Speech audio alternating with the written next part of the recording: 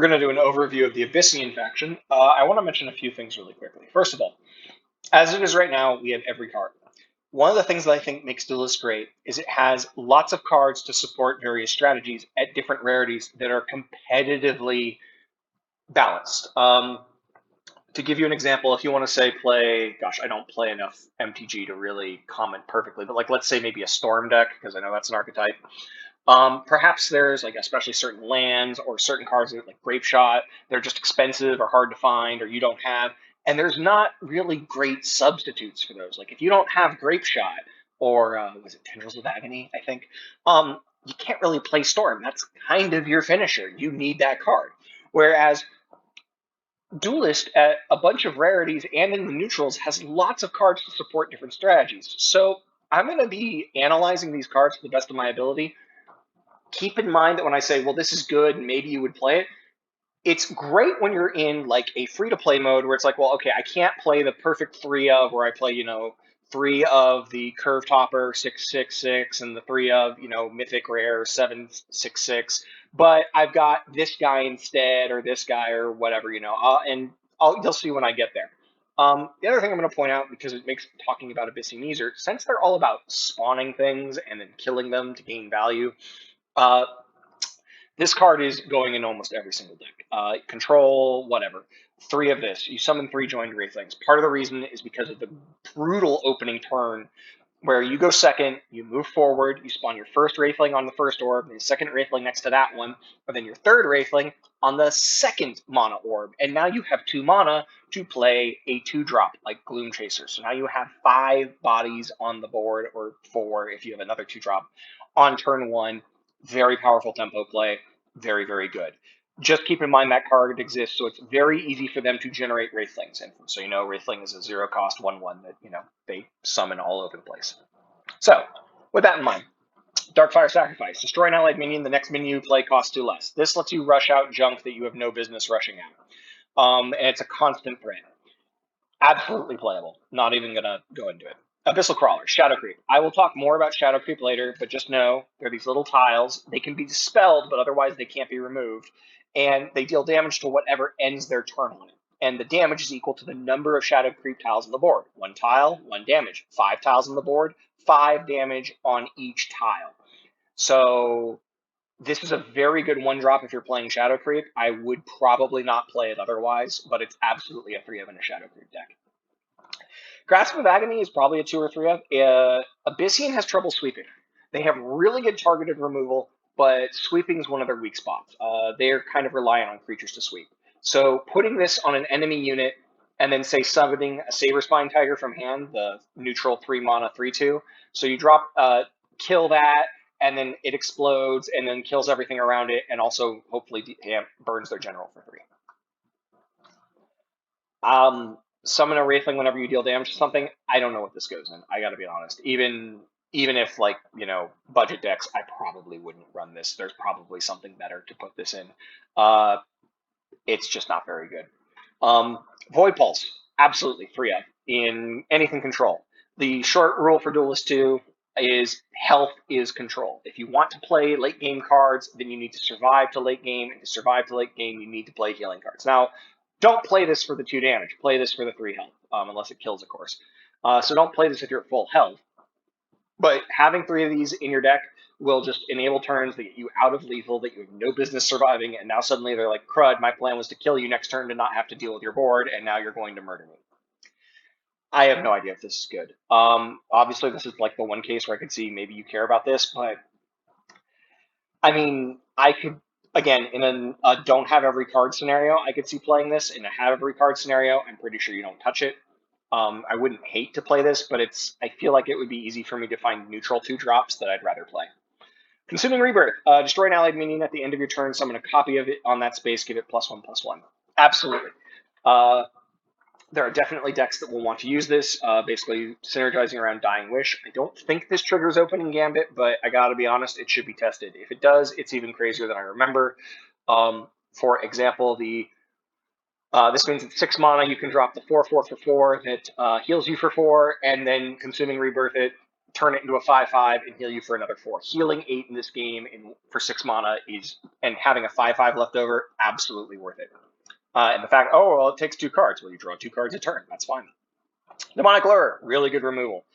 This basically says kill a 3 health minion, because what you do is you lure them next to your general and then you hit them. It costs you some health, but you can deal 3 damage to anything on the board as long as your general can still attack.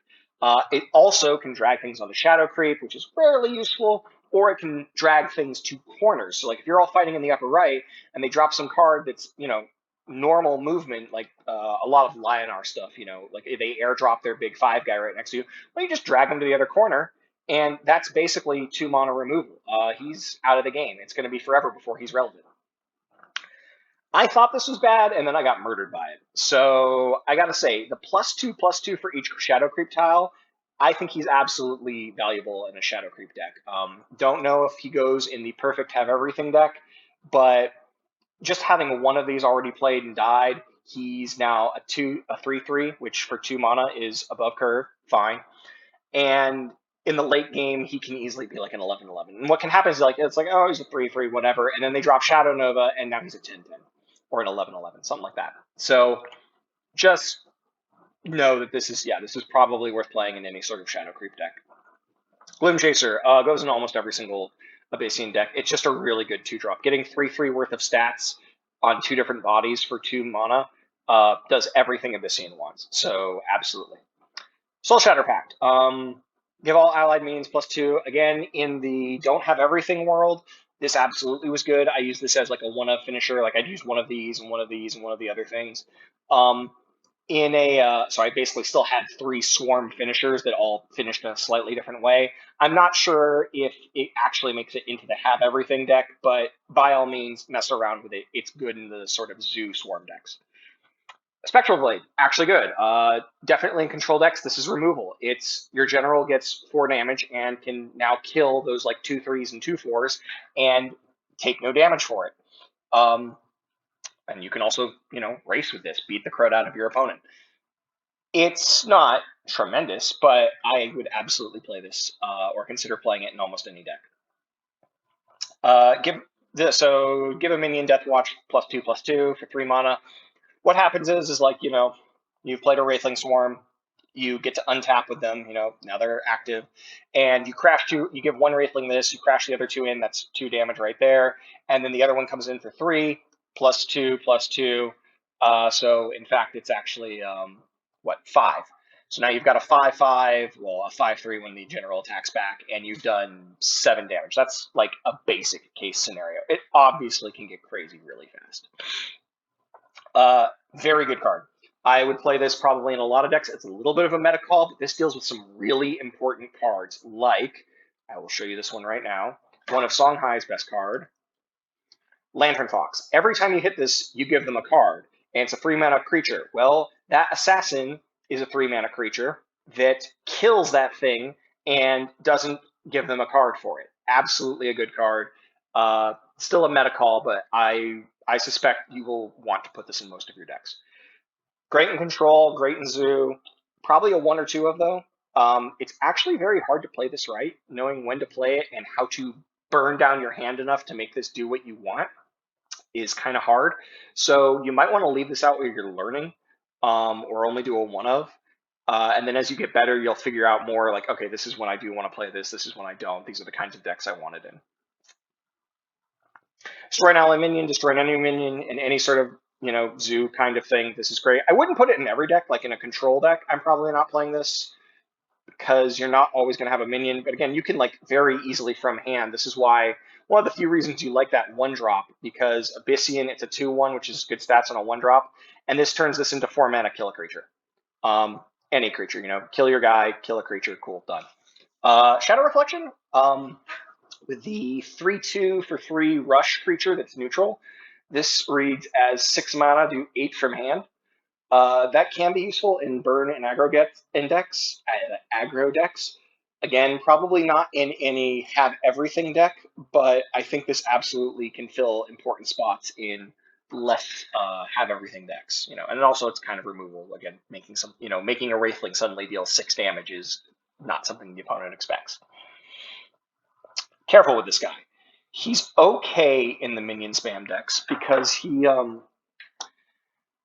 there's Ephemeral Shroud. It's a neutral 2-drop that dispels a unit when you play it. And Dispel in this game does not clear damage. So, for example, let's say this was a 4/4 because, things had died, or sorry, a 4/3. I attack the enemy general, I deal 4 damage, it's now a 4/1. They play Ephemeral Shroud, it kills this because it's taken 2 damage already, and now it lost its buff, so it just dies.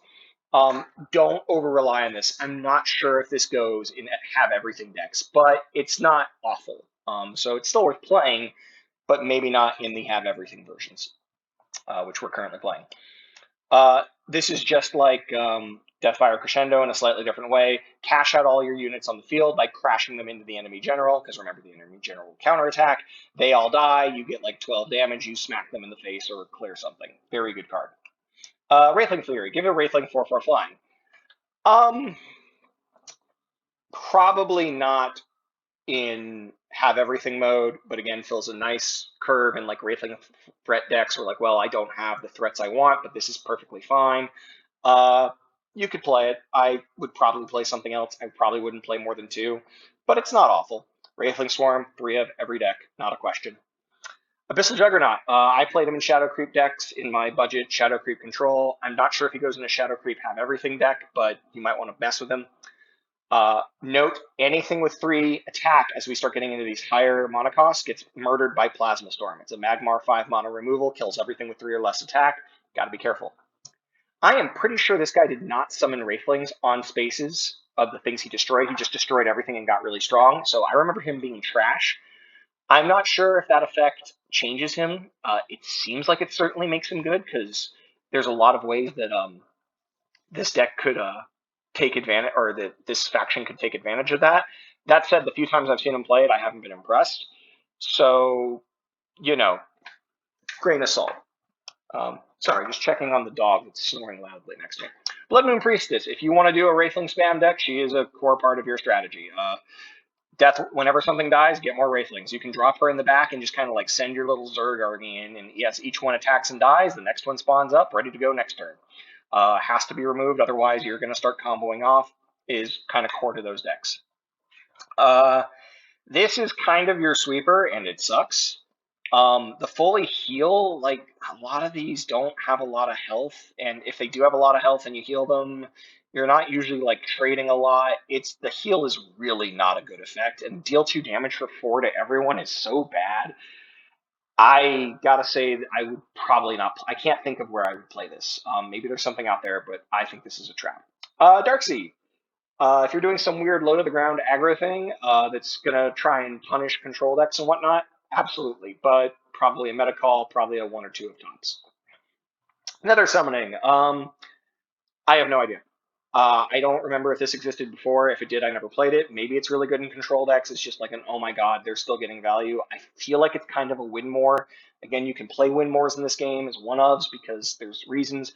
I would also need to know if I don't think it triggers their opening gambits because of how the game works. You wouldn't be able to activate all those.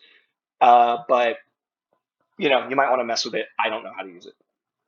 Black Soulless. He was my curve hopper in one of my budget decks, my budget spam deck. I think there's better ones, but having him as a 1 or 2 of wasn't bad, and maybe you want to give him a try. His stats are actually good, like really good for a 5-drop, 5 mana, 5/7. That's very easy to turn into like a monster. Because at 5 mana, you definitely can cast on your next turn Wraithling Swarm. So he could get +6/+6 out of nowhere. So the opponent has to respect this as 11 damage threatened on board, because it's very likely you've got, you could mull into or draw or mull into a Wraithling Swarm, or, you've got some other way to spawn a bunch of Wraithlings, because of course if you're playing this, heck, next turn you can cast Dark Terminus, remove one of their creatures, make this a 7/9. It's a pretty good card. I don't know if it goes in have everything decks, but it's not bad. Dark Terminus, good removal, great in control, kill a thing, and get a Wraithling. Awesome. Reaper of the Moons. I have seen this in meta decks, and it played in tournaments, and I don't remember how or why. I know I normally see it replaced, but it did make the deck list, and these people were better than me. So I'm not sure when you would play this. Personally, my immediate thought is this is a trap, but better people than me found use for it. So if you want to go look for that, good luck. Shadow Dancer, absolutely great curve hopper in the Wraithling spam strategies because this is just crazy. It's 5 damage threatened, and then you're, well, almost 10 if it's all on the general. And each one of your little guys now attacks for 2, and it heals. Again, healing is so important to get to the late game or survive lethal situations. This is why Abyssian Control is a thing. It's a 6/6 for 6 that also has Wraithling synergy. Even if they remove it, you usually get the Wraithlings. There's a few ways to remove it that don't. 6 Wraithlings on random spaces is crazy good. Celerity is crazy good. This thing's threatening 12 damage. For those that don't know, Celerity lets you attack twice. Well, it doesn't let you attack twice. It lets you activate twice. So this can move, attack, or it can move, attack. It can't attack, then move. But any of those other combinations are really good. So you just drop this and the opponent has to deal with it. And even if they do, now you've got a bazillion Wraithlings. It's miserable. Shadow Nova. I think there's a legit, even have everything control deck. I would play my budget control deck with Shadow Nova, with Abyssian, because I didn't have this guy, and I didn't have this guy, because I focused mostly on Songhai. And it worked. I beat people with, money decks that had these things. Being able to drop 2x2 area of Shadow Creep anywhere on the map is crazy powerful. Each one of those is going to deal 4 damage if this is the first time you've had any Shadow Creep hit the board at all. So you're summoning a 2x2 area of 4 damage. So at the very least, you're burning your opponent for 4 if that's what you need, or you're removing 2 creatures that are next to each other that have less than 4 health, whatever. The second time you cast this, if they haven't removed any of those, which they can only by dispelling them, and there's not many AoE dispels that are popular, there's one in Lionar, and even still, they may not want to waste it on your Shadow Nova. The next one will be 8 damage in an AoE, and the final one will be 12 damage in an AoE. Again, assuming no other Shadow Creep is on the field. And they can't dodge it. You can just cast it on them. There's nothing stopping you. So absolutely great card, key to any Shadow Creep deck. If you want to mess with Shadow Creep, put 3 of these in. It's one of the few cards that's this expensive where I'm like, yes, 3 every time. Finally, Spectral Revenant, again, I don't think I really need to explain this. It's got haste, it does 6 damage. When it kills things, it deals 4 damage to the enemy. You haste it out, remove a creature. It's got health left, it's threatening 6 more damage. It's brutal, it's great. You can get this out on turn 5 because of their ability to sack something to make something else. Just wonderful card. Quickly going through their neutrals. 1-drops with Dying Wish are kind of interesting for them because they have reasons to care about 1-drops a bit more than other factions. So maybe there's a Mecha Sword build because they've moved this to Dying Wish from Opening Gambit and Abyssian. It's worth investigating. That said, of the others, I'm pretty sure this does nothing. These are generally bad. This is a tech call. This does nothing. And now we're in the 2-drops. 2-drops, anything with Dying Wish, always worth keeping an eye on. That said, this effect, there's really no great way for Abyssian to cash this in, to my knowledge. But keep an eye on it. This guy doesn't seem as good as he might be, where you're like, oh, I'm going to summon 3 Wraithlings and turn my 1/3 into a, what would that be, a 7/3. It's only on playing a minion. So Wraithling Swarm does not affect this at all, just before you trap yourself. Always a tech call, always good. This might be really good now in Abyssian. Again, this was not its effect before, so there might be some combos and situations if someone wants to try it. Always good, tech call, good in burn decks, tech call, probably not in have everything world, but it's not bad. Always good, every control deck, almost every deck. Like, again, if you don't know what to do, or if you're feeling weird, if your deck doesn't have 3 of these in it, find room for 3 of these first. That's probably a good way to start. Maybe okay. The problem is it summons on this space, so you can't get the easy Dying Wish synergy where like you kill your own unit and then get it because it just gets in its own way. I don't think there's a Spellslinger deck for them. This is probably not doing enough. Absolutely good. Again, another, if you want to do the Wraithling Swarm stuff, being able to drop this into all of your, like, get a 3 or 4 extra damage out on the field, crazy powerful. Probably not. Abyssian can have trouble removing artifacts depending on how you build your deck. If you're doing like the control deck where you don't have as many critters to just suicide into them, or your opponent's like running away from you, like Spell High will. So this is a common 2-drop to consider running in Abyssian. Again, Mechazor maybe. Again, this guy is always kind of good. You can steal your enemy spells with it, and if you've got some cool combo, he's important to know. Then Mechazor. Crimson Oculus. Just be aware it exists, because this can ruin your day. It doesn't work for you, but it's a common counter to Abyssian Zoo strategies. I think this is a trap, especially in Abyssian. Please don't play it. Ditto. This guy used to deal damage equal to cards in your hands. Maybe there's some interesting cases where this is good now, because in like Abyssian Control, it's really easy to get out 6 damage creatures. And so this is a 6/5 for 3. That's kind of nuts. I don't know. Maybe. But probably not, is my first thought. This was one of those examples of, again, he can fill a gap if you don't have the money deck. This is fine to play. Maybe he's even better in some cases due to where he is in the curve. Again, there's very few like straight upgrades in this game, so keep an eye on him. Good removal when you need it. Certain decks it's good in. If you want to do burn, aggro-y, low to the ground stuff, kill them before they can come online, this is the card. Drop this, drop a buff on it, smash them in the face. There's that death one where you can just, crash all your minions in, summon this from hand, buff it, they'll give them 2+2 for each one, and now you've got this, 10-8 tiger rambling around, or 10-9 tiger. I doubt this is good. This goes in almost every Abyssian deck, controller otherwise, if you have them. It's not as good as it looks. It is crazy good, don't get me wrong. In fact, it's better than, it's kind of weird. It's better than it looks in some ways, because just the incremental value of this living every turn and giving you places to summon, or dealing a little extra damage, or helping with removal adds up so fast.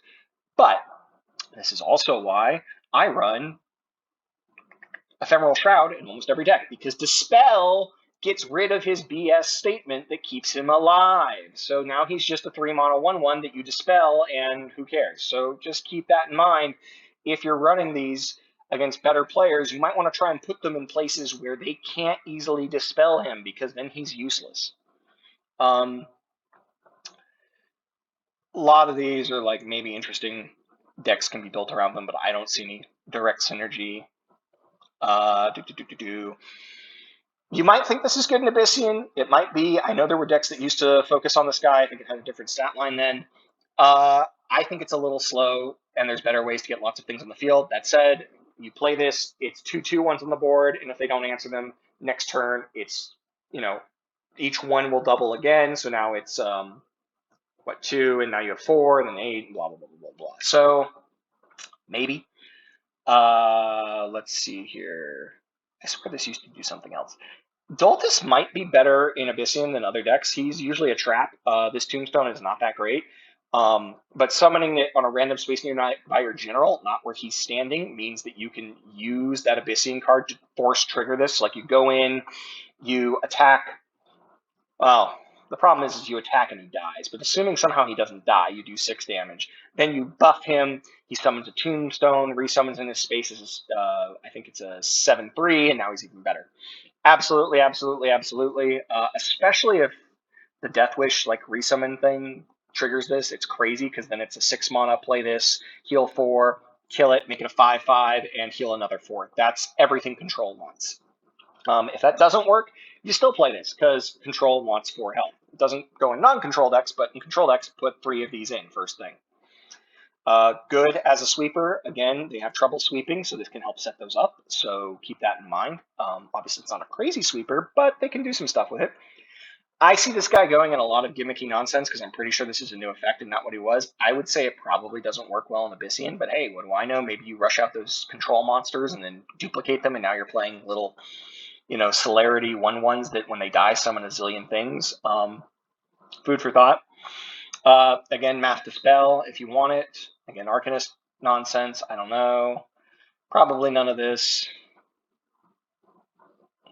Probably none of this.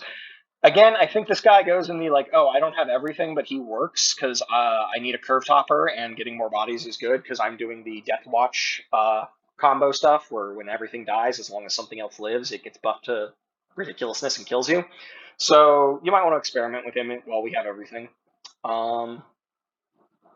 Dancing Blade's always good in control. Again, probably doesn't go in the full money deck, but because I didn't have 3 Revenants and 3 Oni Demons, I played these guys, and they're just as good. Well, not just as good, but they're still good. There's some weird nonsense combos with him if you want to look for them. I think Abyssian's one of the groups that can do it, but I wouldn't bother. What else? What else? What else? This is always conditionally good. This guy's better than I give him credit for. And in Abyssian control, if the meta's right, you might want to be playing these. Like if there's a lot of spell high you're running into, it can definitely slow them down, especially if you play like 2 or 3. It's a question because he's competing with your other crazy control guys, but you know, you can do it. No, I don't think this is good. I don't think that is good. I don't think any of these have anything special to call out. Again, another control finisher you might want to consider. Summons a 3/3 at the end of every turn, and it's pretty hard to remove. Gets murdered by Magmar. Be careful. Again, maybe he's worth in certain controls because you can drop him, and then next turn your Revenant might come out with Celerity, which is just brutal. That's 12 damage out of nowhere, or 8, depending on what you do with it. But the rest of those effects aren't that great. Well, the Frenzy's pretty good. And the range isn't bad. So, again, if like you happen to have him in a pack and you didn't have everything, I'd say, yeah, absolutely go ahead and run him. If you've got everything, not so certain. Again, both of these, if you've got everything, don't know, but if you have packs and you don't have everything, great. Run them. They're good for control finishers. This is probably not good enough. This is probably not good enough, and I don't know when you play this. So that's pretty much it. To quickly show you my deck, I was trying to recreate the Nova deck that I played, and I haven't actually tested this yet. It needs some tweaking, but you'll notice I'm doing Darkfire Sacrifice because I want to be able to cheat out like healers and stuff on certain turns, and of course my big guys. I didn't put the Onis in. I probably shouldn't have. I'll talk about this in a moment. It's supposed to be Shadow Creep control, and it's kind of a mix of control and Shadow Creep control. Abyssal Crawler, I'm playing Shadow Creep, so this is, of course, Grasp of Agony, helps sweeping. I probably bumped this to 2, maybe. And it does also help burn. Void Pulse, absolutely, I'm trying to do control things. Demonic Lore, good removal. Gloom Chaser, premium 2-drop. Healing Mystic heals me, want to do control things, can heal my allies, want to do control things, absolutely. Spectral Braid is kind of a removal / again, it heals me, could help me, you know, stay around longer. You know, if they play a 0-attack creature, I can start beating on it for health. Night Star Assassin, just pretty good removal with a body. Right of the Undervault, good draw. I might drop it to 1 though, I don't know, I gotta figure out what I want to do. I'm trying to build too much here. Wraithling Swarm goes in every single Abyssian deck as a 3-of. It's just too good turn 1 to not run. And having 3 bodies for, like, 3/3 damage for 3 bodies is not bad at all in Abyssian. And just being able to control space, daisy chain summons, it's so good. Doing control things, 3 of these, no question. Dark Terminus, good removal. Shadow Dancer, probably should not be in this deck. I don't know what I was thinking. This should probably be the 2-drop that scales with Shadow Creep. I was just kind of mixing ideas here. Obviously, 3 Shadow Novas, good idea, because it's a Shadow Creep deck. And then this maybe shouldn't be in the deck either. Again, I was kind of mixing ideas. I don't know. I would probably want to lower my curve a bit, or get more interaction at lower levels. Maybe more tech choices, probably from the neutrals. You'll notice that this is almost all in faction. I probably want some ephemeral shrouds and things like that. I don't think I have enough 2-drops right now. Yeah, this needs tweaking, but it gives you an idea. So I'm going to leave it there, and I hope you have fun.